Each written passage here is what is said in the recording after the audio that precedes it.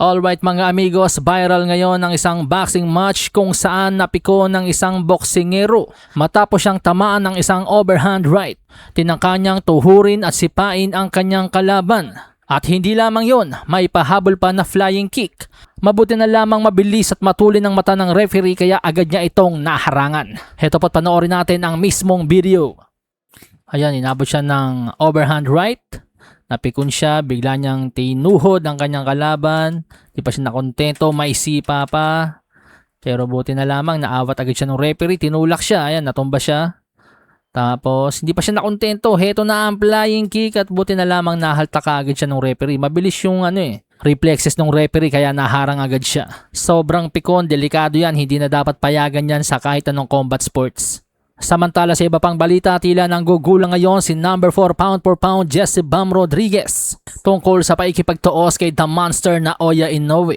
Sapagkat ine-expect po ng karamihan na kapag siya'y lumusot sa kanyang paparating na laban sa June 13 kontra WBA World Bantamweight Champion Antonio Vargas, kanya nang isusunod labanan si The Monster. Dati nang sinabi ng kampo ni Bam, especially Robert Garcia ang kanyang trainer, na kapag ipresenta sa kanila ang Inoue fight, kanila itong susunggaban. Subalit iba po ang tono ngayon ni Jesse Bam Rodriguez sa panayam. Sabi ni Bam ang panalo kontra Vargas ay magdadala sa kanya one step closer para sa Inoue fight.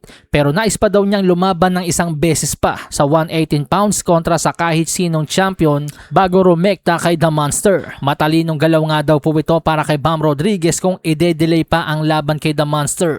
Dahil si Inoue sa edad 33 ay papalabas na sa kanyang physical prime, habang si Bam sa edad 26 ay nasa peak ng kanyang prime. Samantala sa kapapasok-pasok lamang na balita, undefeated former 2 Division World Champion Jermall Charlo may kartadang 34-0 with 23 knockouts. Magiging undercard daw po sa laban ni na Errol Spence Jr. at Tim Tszyu sa darating na July 25 sa Australia.